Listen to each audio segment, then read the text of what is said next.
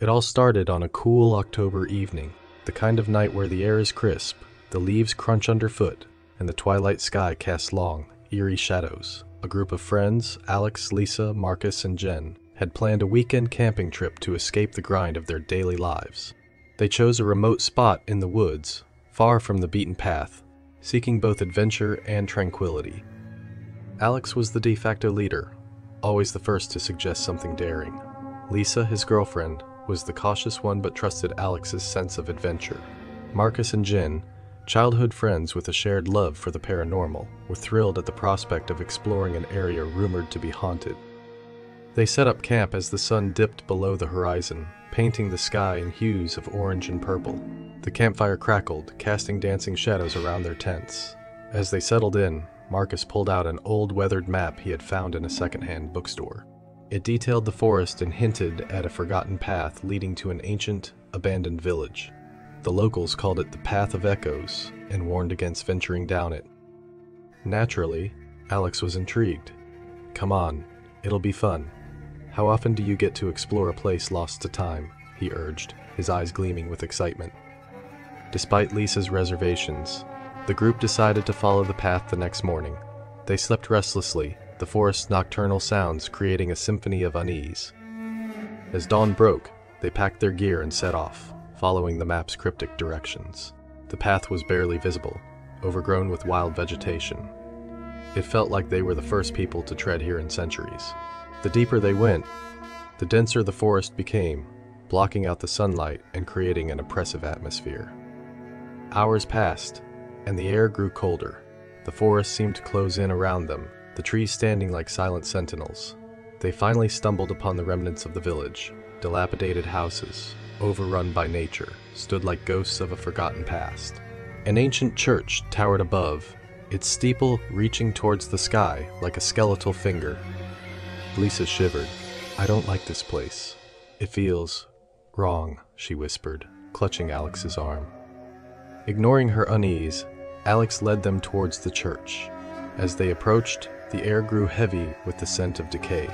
The wooden door creaked open, revealing a dark interior. Their flashlights barely pierced the gloom, casting long, sinister shadows. Inside, the church was eerily silent, save for the occasional creak of the floorboards. They found rows of broken pews and a stone altar covered in strange ancient symbols. Marcus, fascinated, took out his camera to document the discovery. Suddenly, a cold breeze swept through the church, extinguishing their flashlights. In the pitch-black darkness, they heard a whisper. A voice ancient and malevolent echoed through the hall. "Leave this place, or suffer." Panic set in as they fumbled to relight their flashlights. When they finally succeeded, they found themselves not alone. Figures barely human, with hollow eyes and twisted limbs, stood at the edges of the light. The group backed towards the door, but it slammed shut with a deafening bang. Alex, trying to stay calm, shouted, "We need to stick together and find another way out." They moved deeper into the church, stumbling upon a hidden staircase leading down into the earth. With no other option, they descended into the cold, damp darkness. The stairs led to a network of tunnels, lined with more of the strange symbols. The air was thick with the smell of mold and something metallic. Blood. Jen, trembling, whispered, "What is this place?" As they navigated the labyrinth, they heard the whispers again, closer this time. A sense of dread filled their hearts. They knew they were being hunted. Suddenly, Marcus screamed as a spectral hand grabbed his ankle, dragging him into the shadows. The others tried to save him, but it was too late. His screams echoed, and then abruptly stopped. Panic turned to terror. They ran blindly through the tunnels, the whispers growing louder, more insistent. The tunnels twisted and turned. Disorienting them, they found themselves in a chamber filled with old rotting bones and the remnants of sacrificial rituals.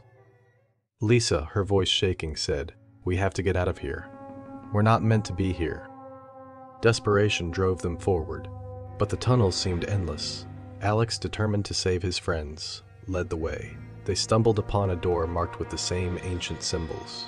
With a deep breath, Alex pushed it open, revealing an underground cavern. In the center stood a stone pedestal, upon which rested an old, leather-bound book. Alex, compelled by an unseen force, approached it. The book opened on its own, revealing pages filled with incantations and drawings of monstrous entities. Jen, her eyes wide with fear, screamed, "Don't touch it, Alex." But it was too late. The ground trembled, and a deafening roar filled the cavern. A monstrous figure, towering and grotesque, materialized from the shadows. It had the body of a man but the face of a beast, with eyes that burned with an ancient rage. Lisa grabbed Alex's arm. "We need to leave, now." They fled back into the tunnels, the beast in pursuit. The whispers now screamed in their ears, urging them towards madness. They reached the stairs and scrambled up, bursting through the church door into the forest. The sunlight was blinding, but they didn't stop. They ran until they collapsed at the campsite, breathless and terrified. They could still hear the whispers, faint but persistent. Realizing the curse would never let them go, Alex made a decision. "We have to destroy the map. We need to erase any trace of that place." They burned the map in the campfire, watching as the flames consumed it. The whispers faded, but a sense of dread lingered. They packed up and left, vowing never to speak of the village again.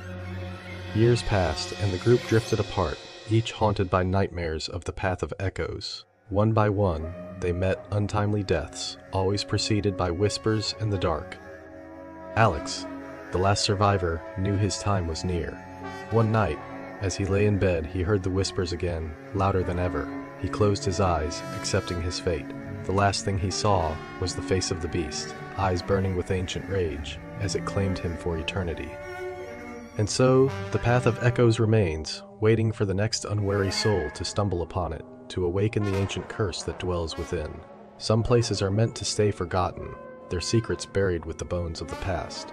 If you ever find yourself in those woods, remember the warnings, and stay on the beaten path. Some doors once opened can never be closed.